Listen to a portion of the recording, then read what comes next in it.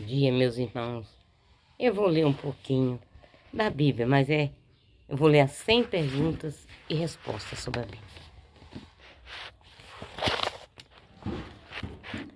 Por que a Igreja Católica não segue o mandamento de santificar o sábado?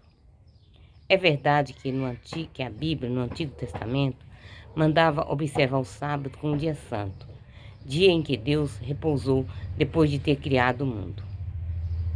Diz: no 7º dia, Deus concluiu a obra que havia feito e descansou de todo o seu trabalho no 7º dia. Deus abençoou o 7º dia e o consagrou, porque nele descansou de todo o trabalho que havia feito na criação. Ao propor o decálogo com as cláusulas de sua aliança com o povo eleito, Deus dirá: lembra-te do dia de sábado para santificá-lo. Preceito repetido em Deuteronômio 5, versículo 12. A palavra sábado vem de uma palavra hebraica que significa repouso, descanso. A igreja é guiada pelo Espírito Santo e tem a faculdade concedida por Jesus de ligar e desligar, isto é, proibir e prescrever. Tudo o que ligardes na terra será ligado no céu. O Concílio Vaticano II ensina, devido à tradição apostólica, que tem origem no próprio dia da ressurreição, a igreja celebra o mistério pascal a cada 8º dia, no dia com razão chamado Dia do Senhor, ou domingo. Domingo em latim se diz dies dominica, que significa dia do Senhor. Sim, Cristo ressuscitou depois do dia de sábado, depois do sábado, chamado primeiro dia da semana. E desde então, esse passou a ser o dia seguinte, dia santo dos cristãos, porque o mistério da redenção, realizado na Páscoa de Cristo, é maior do que a criação do mundo. Ressuscitado no domingo, o primeiro dia da semana, Jesus inaugurou assim a nova criação, liberta do pecado, a nova e eterna aliança entre Deus e a humanidade. Assim é que o domingo, o dia do Senhor, é a plenitude do sábado dos judeus. Da mesma forma, o Novo Testamento é a plenitude e o cumprimento do Antigo. O Cristo é a consumação de toda a história da salvação, desde Adão até os fins dos tempos e o juízo final. Escreve São Jerônimo: o dia do Senhor, o dia da ressurreição, o dia dos cristãos é o nosso dia.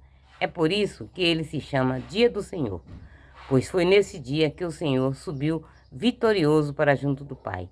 Se os pagãos o denominam Dia do Sol, também nós o confessamos de bom grado, pois hoje levantou-se a luz do mundo. Hoje apareceu o sol da justiça, cujos raios trazem a salvação.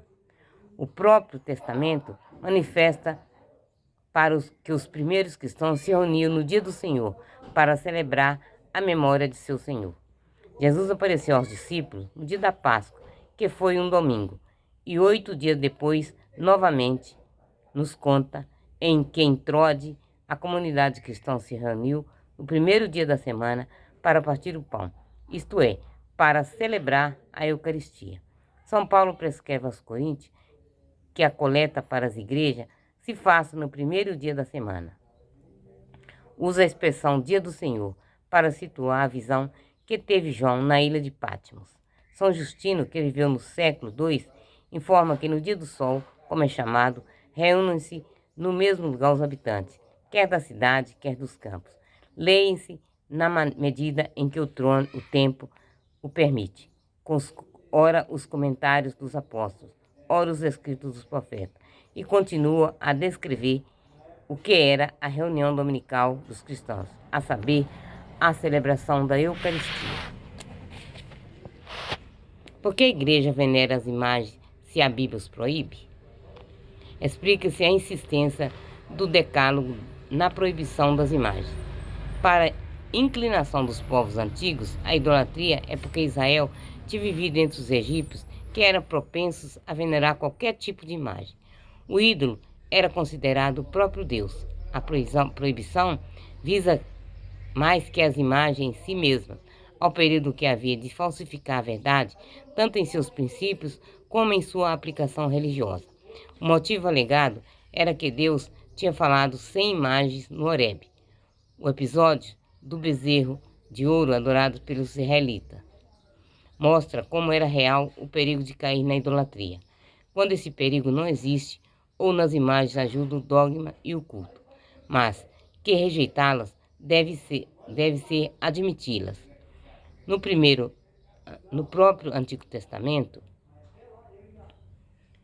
Deus manda fazer imagens, como o caso dos querubins da Arca da Aliança e a serpente de bronze, que é um anúncio de Cristo conforme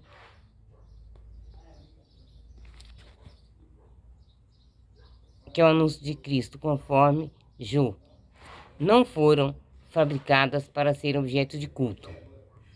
As imagens não foram para culto.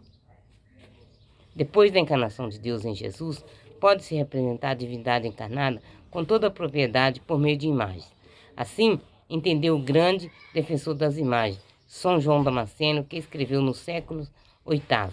Antigamente, Deus, que não tem corpo nem aparência, não podia em absoluto ser representado por uma imagem.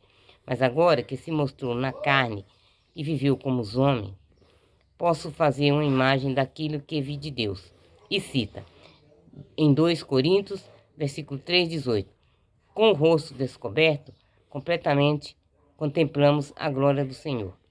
O Concílio 2 de Nicéia, de 787, definiu que as veneráveis e santas imagens devem ser colocadas nas santas igrejas de Deus, reconhecendo oficialmente como legítimo culto às imagens, porque esse culto é representado às personalidades.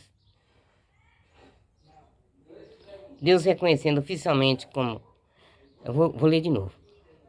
O Concílio de Nicéia, em 784, definiu que as veneráveis e santas imagens devem ser colocadas nas santas igrejas de Deus, reconhecendo oficialmente como legítimo o culto às imagens, porque esse culto é representado ao personagem representado e não à imagem como tal. Nós prestamos culto a Deus, não é a imagem. A contemplação dos ícones santos, associada à mediação da palavra de Deus e ao canto dos hinos litúrgicos, entra na harmonia dos sinais da celebração para que o ministério celebrado se grave na memória do coração e se exprima em seguida na vida nova dos fiéis. Palavra do Senhor. Graças a Deus.